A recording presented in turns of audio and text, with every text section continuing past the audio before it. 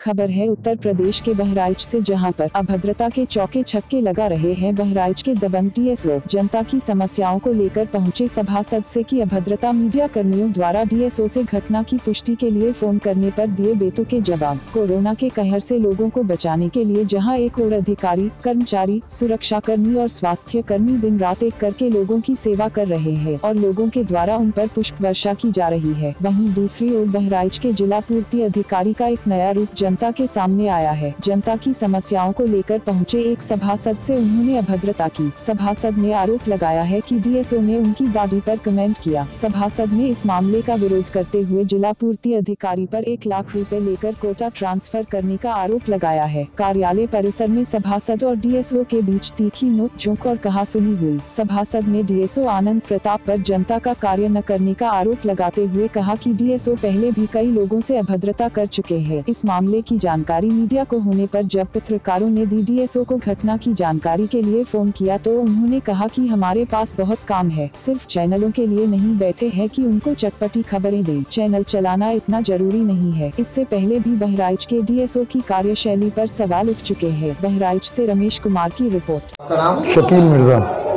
कहाँ के रहने वाले, किस पद पर है? नाजिरपुरा पूर्वी के सभासद हैं। एक वीडियो वायरल हो रहा है व्हाट्सएप पे जी कि आप जिला पूर्ति अधिकारी से बहस कर रहे हैं। जी क्या मामला?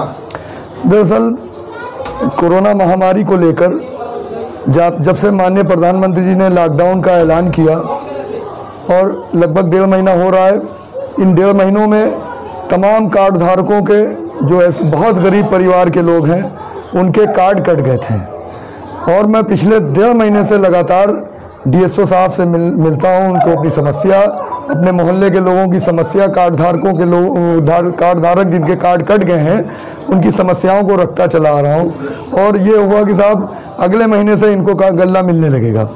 इस बार भी कई लोगों के कार्ड कट गए। मेरे हिसाब से हमारे ही वार्ड के कम से कम सैकड़ों लोगों के कार्ड जो कट गए हैं डिलीट हो गए हैं और शहर में कितने कट गए होंगे इसके बारे में नहीं मालूम। एक तो ये शिकायत लेकर मैं डीएसओ साहब के पास गया था। दूसरी शिकायत जो कोटेदारों द्वारा एक यूनिट पर 4 किलो पर यूनिट के हिसाब से वो बांट रहे हैं, जबकि इनको 5 किलो पर यूनिट बांटना चाहिए था। मैंने ये बात भी उनसे कही कि साहब एक तो कार्ड कट रहे हैं, दूसरे जो गरीब लोग एक तो इस वक्त बेरोजगार हैं, 1-1 रुपए के मोहताज हैं। ऐसे वक्त में इन लोगों को कम से कम गल्ला मिल जाता है तो कहीं ना कहीं चटनी रोटी से उनका गुजर बसर हो जाता है। आपसे मैं यही निवेदन करूंगा कि आप ऐसे लोगों को कार्ड पुनः चालू कर दें तो, और जो लोग 4 किलो बांट रहे हैं उनको 5 किलो गल्ला देना शुरू करें। इतनी बात मैंने उनसे कही, वो बिला वजह भड़क गए। ऑफिस में चैम्बर में बैठे हुए थे और वो मुझ पर अपशब्दों का इस्तेमाल करने लगे, तरह तरह की बात करने लगे कि आप शहर में अकेले आप ही हैं क्या, जब देखो तब लोगों की समस्या लेकर चले आते हैं। मैंने कहा सर अगर कोई परेशान है और मैं सभासद हूँ, मेरी भी जिम्मेदारी बनती है कि परेशान लोगों के लिए मैं कहीं ना कहीं उनकी बात आप तक पहुँचाऊँ। लेकिन पता नहीं क्या मामला था, वो किस बात से इतना ज़्यादा उत्तेजित थे, नाराज़ थे, वो बिल्कुल अपनी भड़ास निकालने लगे और मुझको अपशब्दों का इस्तेमाल मेरे ऊपर करने लगे और यहाँ तक कि मेरी दाढ़ी को लेकर करने लगे और मुझसे कहने लगे आप ड्रामा कर रहे हो। अब बताइए, अगर किसी गरीब की आवाज़, अगर परेशानी को लेकर उनके पास हम नहीं जाएंगे, नहीं बताएंगे तो इसमें ड्रामा करने की क्या बात है। उन्होंने जिस तरह का व्यवहार आज मेरे साथ किया, इसके अलावा उनके आरओ ने मेरा हाथ पकड़कर उनके चैम्बर से निकाल कर बाहर किया, इन दोनों लोगों ने, और मुझको बेइज्जत करने की कोशिश की। फिर मैंने अपने बचाव में भी मैंने कुछ बातें रखी उनके सामने, जो जैसे कि पिछले 5-6 महीना पहले मंगला देवी कोटेदार जो नाजिरपुरा की कोटेदार थी उसका ट्रांसफ़र करवा दिया काजीपुरा, जो नाजिरपुरा से 2 किलोमीटर की दूरी पर है। ऐसे हालत में लॉकडाउन के दौरान मोहल्ला वासी अपने मोहल्ले में गल्ला लेते, ना कि दूसरे मोहल्ले में लेने जाते हैं।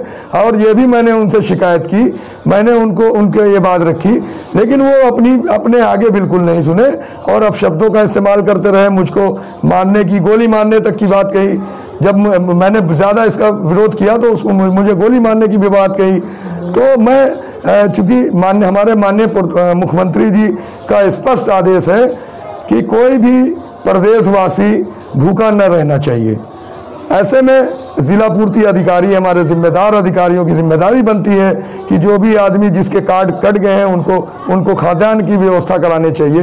इन्हीं बातों को लेकर मैं डीएसओ साहब के पास गया था और जैसा कि आपने क्लिपिंग में देखा होगा कि किस तरह से हमारे साथ अभद्र व्यवहार किया है, किस तरह की दाढ़ी को लेकर इन्होंने बातें कही हैं, ड्रामेबाजी कही है। बताइए, अगर कोई परेशान है उसकी परेशानी को लेकर हम जाएं तो हम ड्रामा कर रहे हैं।